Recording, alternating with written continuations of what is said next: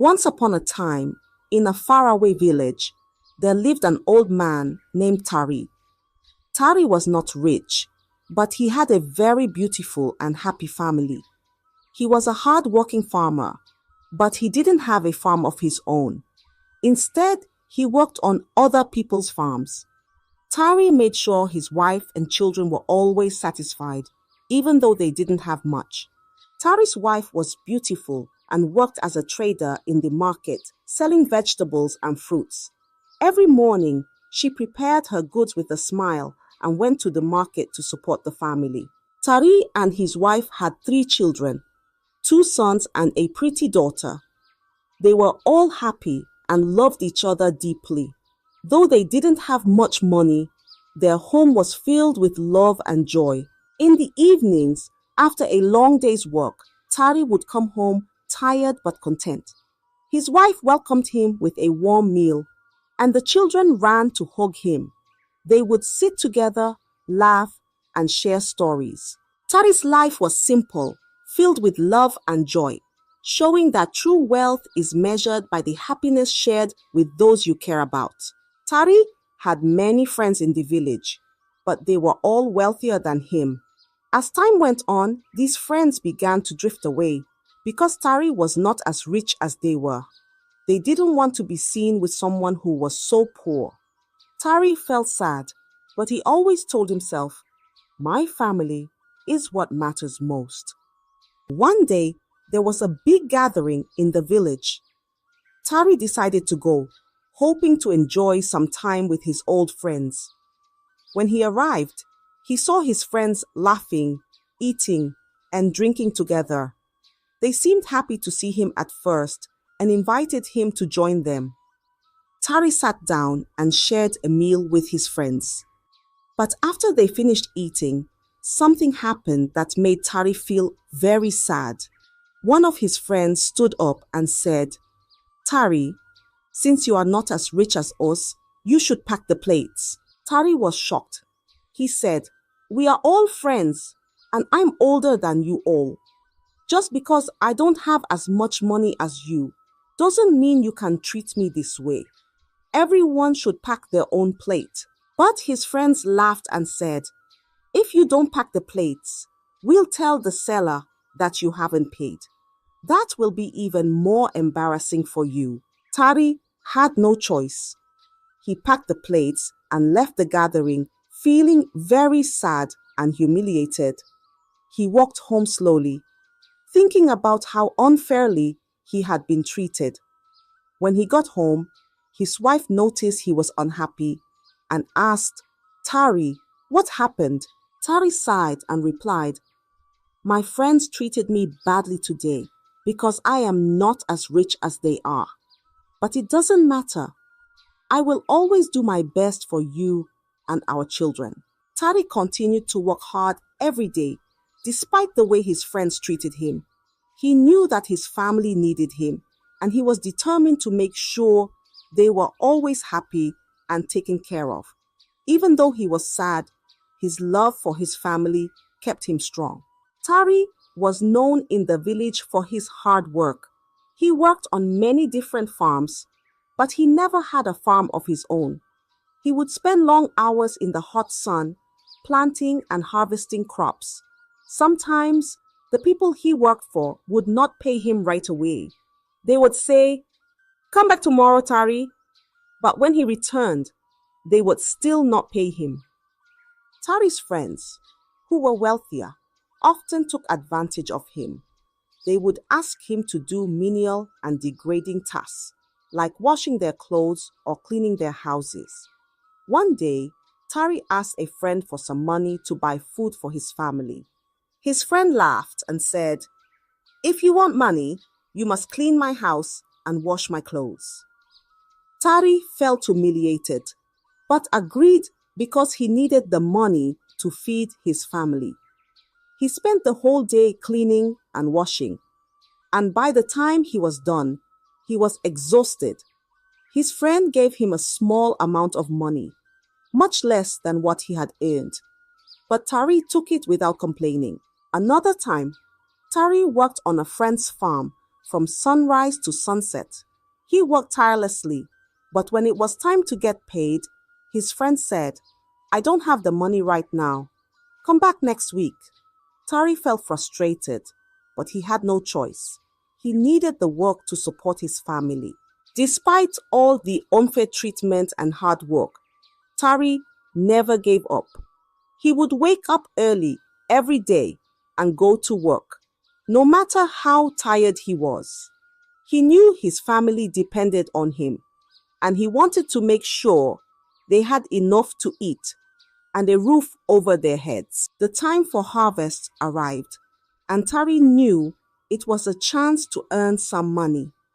He decided to approach Chief Azuka, the richest man in the village who had the biggest farm. Tari hoped that working for Chief Azuka would help him provide better for his family.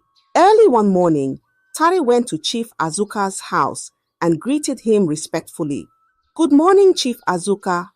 I would like to help with the harvest on your farm. I have my 2 sons who can help too," Tari said. Chief Azuka looked at Tari and said, "Very well, Tari.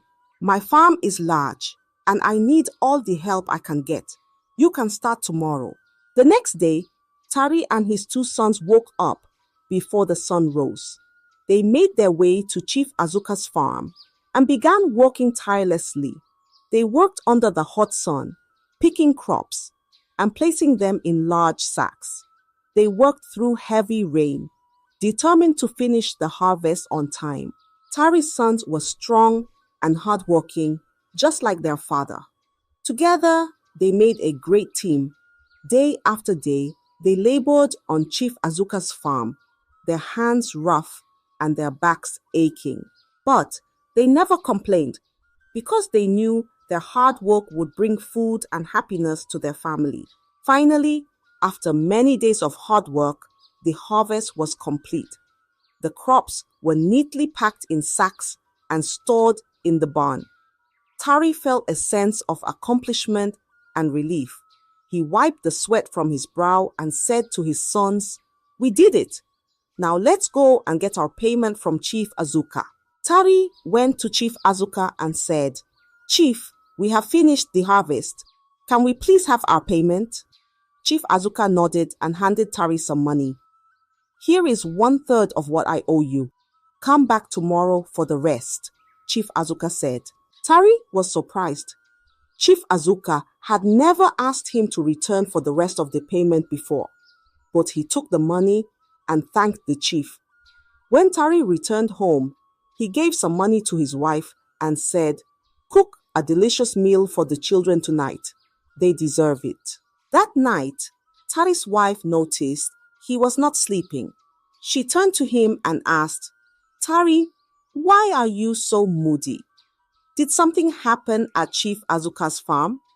Tari sighed and replied, "Chief Azuka did not pay me fully. He told me to come back tomorrow for the rest.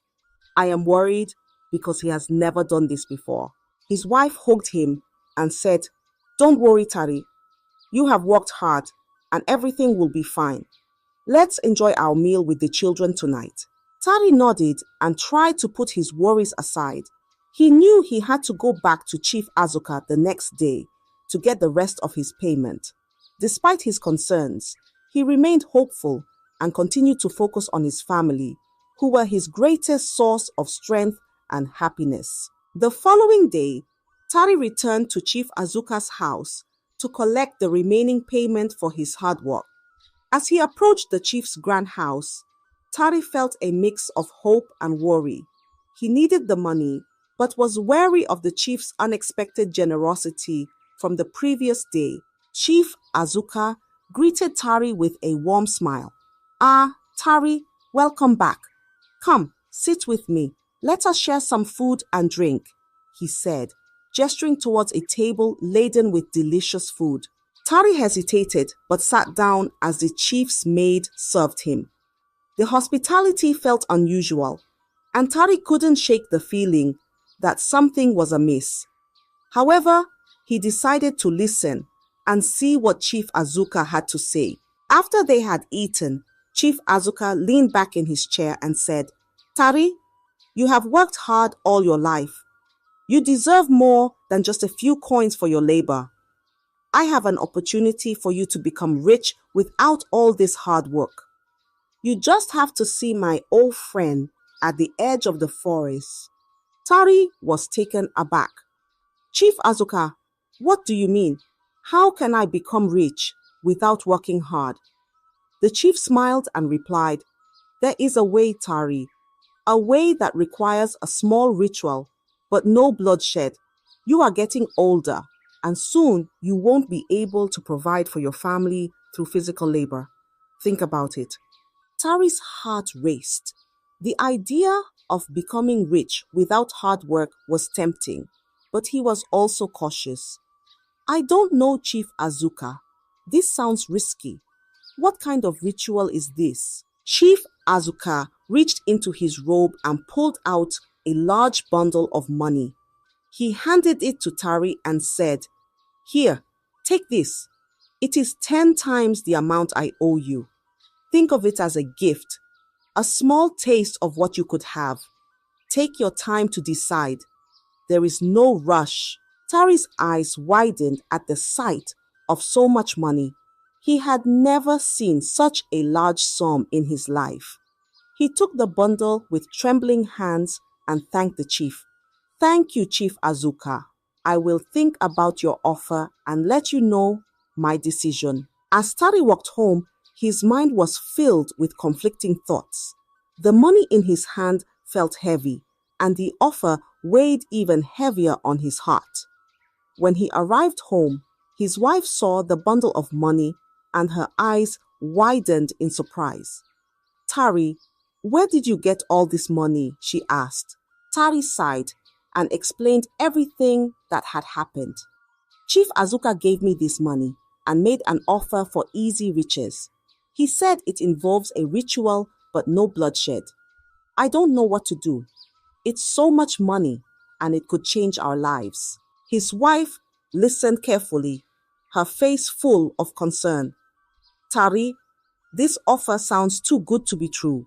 We have always lived honestly and worked hard for what we have. Be very careful. Easy riches can bring great trouble. Tari nodded, knowing she was right. I will think about it carefully. We must not rush into anything that could harm our family.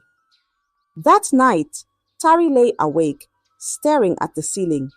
The money was hidden safely, but his thoughts were far from peaceful. He knew he had to make a decision soon, but he wanted to ensure it was the right one for his family. The promise of easy riches was tempting, but the unknown risks kept him cautious. Tari spent the next few days wrestling with Chief Azuka's offer. The bundle of money was a constant reminder of the wealth that could be his. He thought about his family, his children's future, and the endless struggles they had faced. The temptation of an easier life was hard to resist. One evening, as the sun set, Tari made up his mind. He decided to accept Chief Azuka's offer, hoping it would bring prosperity to his family. He told his wife, I have made my decision. I will go to the forest's edge tomorrow and meet the old man for the ritual. His wife looked at him with worried eyes, but nodded. Tari, please be careful.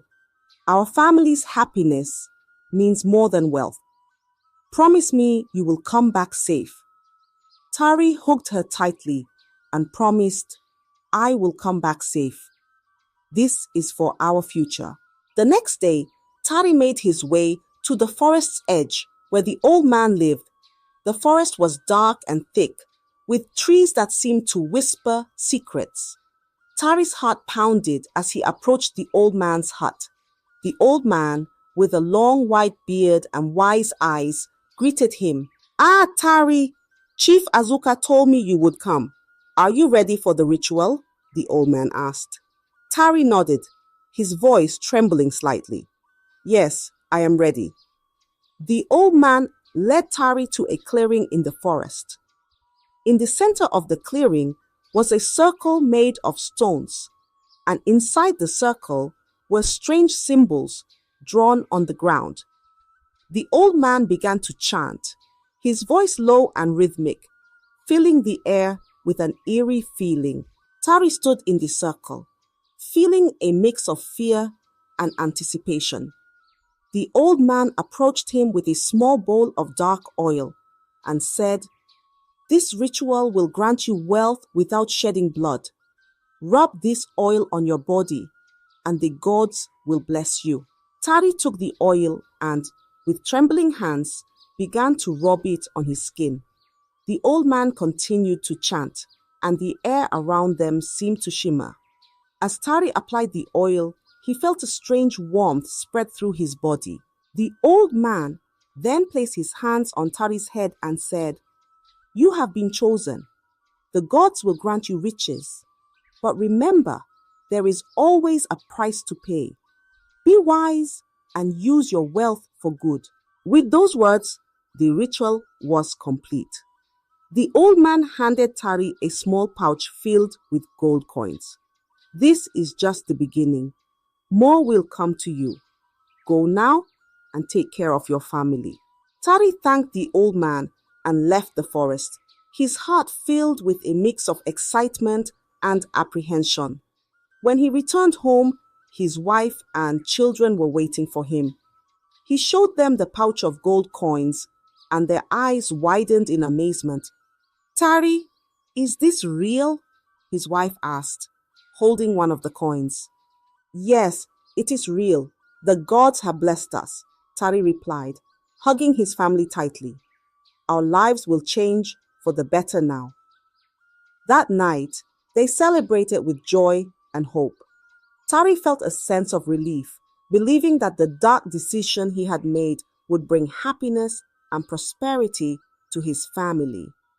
Little did he know, the true cause of his choice was yet to be revealed. In the days that followed the ritual, Tari's life began to change dramatically. His humble home was soon filled with wealth beyond his wildest dreams. Gold coins, fine clothes, and beautiful ornaments adorned their once simple abode. Tari, who had always been seen as the poorest man in the village, was now one of the wealthiest. The villagers were astonished. Everywhere Tari went, people would stop and stare, whispering to one another about his sudden fortune. How did Tari become so rich overnight, they wondered. Some speculated that he had found a hidden treasure, while others believed he had been blessed by the gods. Tari's friends, who had once shunned him because of his poverty, now flocked to his side, eager to bask in the glow of his newfound wealth. They praised him, invited him to their homes, and treated him with the respect they had previously denied him. But Tari remembered how they had treated him before, and he was cautious in his interactions with them. At home, Tari's family was overjoyed with their new lifestyle. His children wore fine clothes and had plenty of food to eat. They could now afford things they had only dreamed of. Tari's wife, however, felt a mix of joy and concern. She loved seeing her family happy, but she couldn't shake the unease about the mysterious source of their wealth. One evening, as they sat together in their newly furnished living room, Tari's wife turned to him and said, "Tari, I am happy that we have all these things now, but I am worried. How did this happen so quickly? Where did all this money come from?" Tari took her hand and looked into her eyes. "The gods have blessed us, my love. They have seen our struggles and decided to reward us. I made a promise to them, and they have fulfilled it. You don't need to worry." His wife sighed, still feeling a shadow of doubt. "I trust you, Tari, but please, be careful. Sometimes great wealth can bring great trouble." Tari nodded, understanding her concern. "I promise I will always look out for our family. We have worked hard, and now it is our time to enjoy the blessings." As days turned into weeks, Tari's wealth continued to grow. He invested in land, bought more livestock, and even started his own farm. The villagers' curiosity only grew, but Tari kept the secret of his wealth close to his heart, sharing it with no one. Despite the luxurious life they now led, Tari's wife kept a close watch on her husband. She noticed how he seemed more distant and preoccupied at times, as if a burden weighed heavily on his shoulders. She knew Tari loved their family dearly, but she couldn't help but wonder if the price of their newfound wealth was higher than they realized. For now, the family enjoyed their prosperity, and the village buzzed with stories of Tari's transformation. Little did they know, the true test of Tari's choices and the price of his wealth was still to come. As Tari's wealth grew, his old friends, who had once abandoned him due to his poverty, began to return. They were eager to be close to him again, drawn by his newfound riches. Every day, they would visit Tari's house, showering him with praise and asking how he had become so wealthy so quickly. One afternoon, as Tari sat in his grand living room, a group of his old friends came to see him. They brought gifts and spoke with exaggerated enthusiasm about how happy they were to see him doing well. "Tari, old friend," one of them said, "we are so proud of you. You have achieved so much in such a short time. Please tell us your secret. How did you become so rich?" Tari smiled politely but felt uneasy. He knew that revealing the true source of his wealth would bring trouble. "I have been blessed by the gods," he replied. "They saw my hard work and decided to reward me." His friends exchanged glances, not entirely convinced. One of them leaned closer and said, "Come now, Tari. We are your friends. You can trust us. There must be more to it than just divine blessings."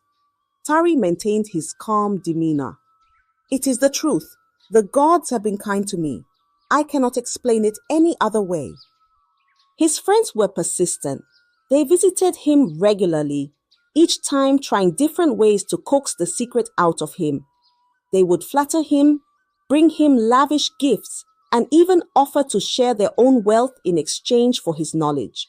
"Tari, think of how much more we could achieve together," another friend suggested. "If you share your secret, we can all be wealthy and powerful." But Tari remained firm. He knew that the secret of his wealth was not something he could share lightly. It was tied to a dark ritual, and he didn't want to drag anyone else into the dangerous pact he had made. "I appreciate your offers, my friends, but I must decline. I cannot share what is not mine to give," Tari said. As time went on, his friends' persistence began to wane. They grew frustrated with Tari's reluctance and started to distance themselves once more. Some even whispered behind his back, spreading rumors and speculation about the true nature of his wealth.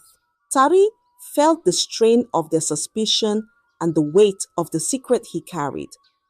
Despite the luxurious life he now led, he often found himself longing for the simple, honest days before the riches came.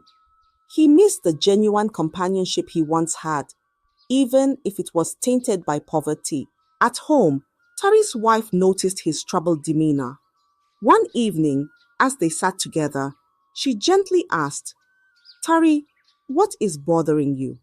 I see the worry in your eyes." Tari sighed deeply and said, "Our friends, they keep asking about our wealth. They do not believe it is just the God's blessings. I cannot tell them the truth, but their questions never stop." His wife squeezed his hand and said, "We must stay strong, Tari. We have each other, and that is what matters most. Let them talk. As long as we know the truth, we can face anything." Tari nodded, grateful for her support. He knew that the journey ahead would not be easy, but he was determined to protect his family and the secret of their wealth. The return of his friends had reminded him that true loyalty and love could not be bought, and he cherished the genuine bond he had with his family above all else. With his wife's reassurance, Tari resolved to face whatever challenges lay ahead, knowing that their strength as a family would guide them through even the darkest times. One quiet evening, as the sun dipped below the horizon, a messenger arrived at Tari's house with a message. The old man from the forest had summoned Tari. The message was brief and ominous, causing a shiver to run down Tari's spine. He knew that the old man's summons could only mean one thing: a demand. The next morning, Tari made his way to the edge of the forest where the old man lived. His heart pounded with each step, dread gnawing at his insides. When he reached the old man's hut, he found the old man waiting for him, his expression grave. "Tari," the old man said, his voice as ancient as the trees around them.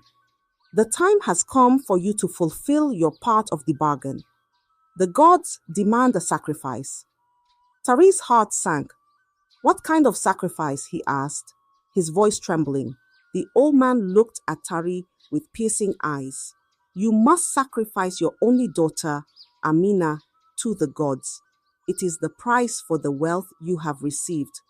Tari staggered back, his mind reeling with horror. "No, not Amina. She is my only daughter. I cannot do this." The old man's face remained impassive.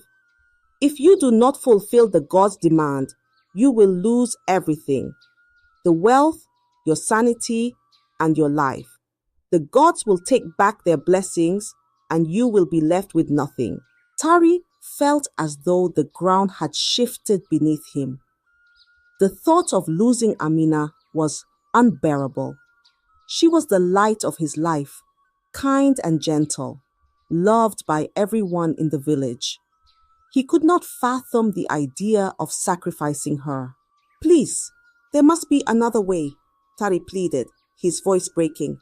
"I cannot harm my daughter." The old man shook his head. "There is no other way. You have 7 days to make your decision.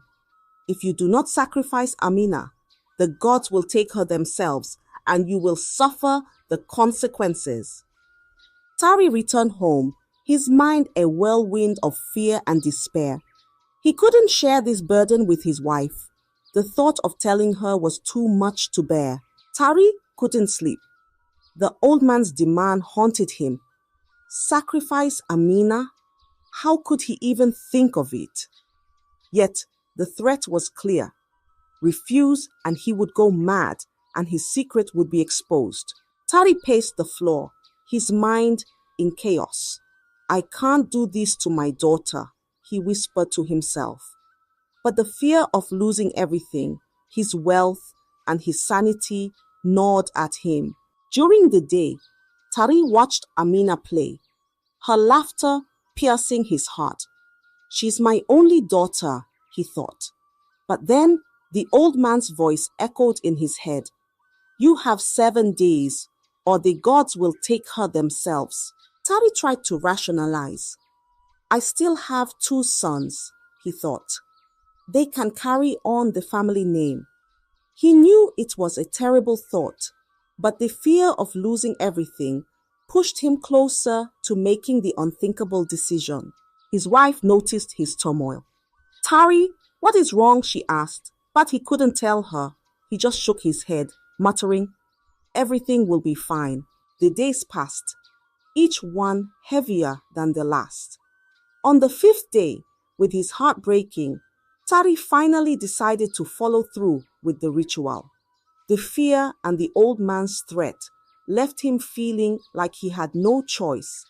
He hoped somehow this terrible act would protect the rest of his family. But the decision tore at his soul, and he knew he would never be the same again. On the 5th night, Tari's heart was heavy with dread. He prepared the drink and the black oil as instructed by the old man. His hands shook as he mixed the concoction, knowing the terrible purpose it served. Tari found Amina playing in their yard. "Amina, come here," he called softly. She ran to him with a smile, trusting her father completely. "Drink this, my dear, and use this oil. It's very important." Amina hesitated, but took the drink. "Okay, father," she said, trusting his words. She drank the potion and took the oil. As the potion took effect and Amina fell unconscious, Tari's heart broke. He carried her to the forest, each step feeling like a weight on his soul.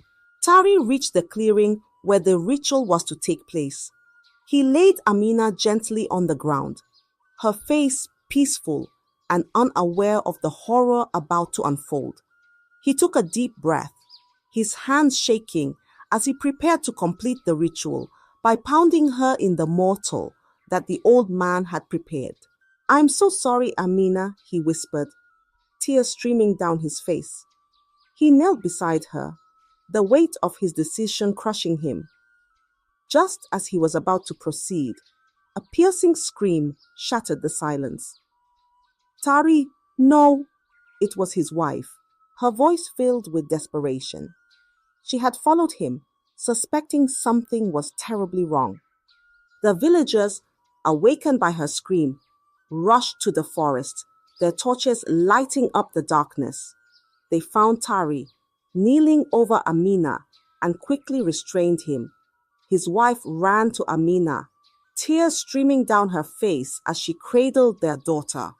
"What have you done, Tari?" she cried, her voice trembling with shock and grief.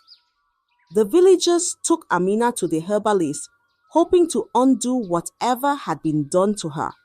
Tari was left behind, his heart shattered by the enormity of his actions and the realization of what he had almost done. That night, Tari was tied up and kept in his compound. The villagers guarded him, their faces filled with a mixture of anger and pity. Tari's wife wept throughout the night, unable to comprehend how her loving husband could be driven to such a terrible deed. As the first light of dawn broke, the villagers gathered outside Tari's home, murmuring in disbelief and anger. Amina had been taken to the herbalist, who was working tirelessly to reverse the effects of the ritual. Tari's wife sat beside their daughter, her tears falling silently, her heart breaking for what her husband had almost done. The villagers' anger grew as they learned more about Tari's actions. They couldn't understand how a man they had known all their lives could be driven to such a horrific deed. Their trust in him was shattered, replaced by a mix of outrage and sorrow. "Tari must face justice," one of the elders declared. "We must take him to the king." Bound and surrounded by the villagers, Tari was led to the king's palace. His head hung low, the weight of his guilt pressing heavily on his shoulders. The villagers whispered among themselves, their eyes filled with a mix of anger and pity for the man they once respected. In the grand hall of the palace, the king sat on his throne, his face stern and filled with disappointment. The villagers presented Tari before him, explaining the terrible events of the night. "Tari, is this true?" the king asked, his voice echoing in the hall. Tari, weakened by the ritual's backlash, fell to his knees and confessed, "Yes, my king, it is true. I was manipulated by Chief Azuka. He promised me wealth if I performed a ritual, but I didn't know it would come to this." The king's eyes narrowed. "Chief Azuka? Explain yourself, Tari." With a trembling voice, Tari recounted the events leading up to the night of the sacrifice. He spoke of the old man in the forest, the ritual, and the immense pressure and fear that drove him to such desperation. "The wealth came at a terrible price," Tari said, his voice breaking. "Chief Azuka vanished after I accepted his offer. He knew what he was doing. He used me." The king listened, his expression growing darker with each word. He turned to his guards. "Find Chief Azuka. He must answer for his actions." But when the guards searched for Chief Azuka, they found that he had already fled the village, leaving behind only the chaos and destruction he had orchestrated. Tari, you have committed a grave sin, the king said. But since you luckily did not take the life of your own daughter, thanks to your wife, I see the manipulation and fear that drove you. Your punishment will be severe, but your life will be spared. You will spend the rest of your days in prison, where your wife and children could come and see you often. But you'll work to atone for your actions. Tari bowed his head, accepting his fate. Thank you, my king, he whispered, tears streaming down his face. The villagers dispersed, their hearts heavy with the weight of what had transpired. Tari's wife returned to the herbalist's hut, where Amina was slowly recovering. She knew their family would never be the same, but she held on to hope that they could find a way to heal. As Tari was led away to his prison cell, he felt a deep sense of regret. He had lost everything he had ever worked for, all for the promise of easy riches. The love and happiness of his family, once his greatest treasure, had been shattered by his own choices. In his cell, Tari vowed to spend the rest of his life atoning for his sins, hoping that one day his family might find it in their hearts to forgive him. As Tari lay in his cell, the sounds of the village echoing faintly in the distance, he found a measure of solace. He had paid a high price for his wrong choices, but he hoped that his story would serve as a lesson to others.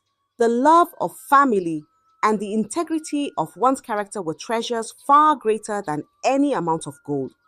Tari's tale spread throughout the village, a reminder of the dangers of greed and the true meaning of wealth. Though he spent his remaining days in captivity, Tari's heart found some peace in knowing that his family had forgiven him and moved on to live good, honest lives. I hope you enjoyed the story. If so, please like the video, comment what you learned from the tale, and don't forget to subscribe to the channel for more enchanting tales just like this one. Thank you.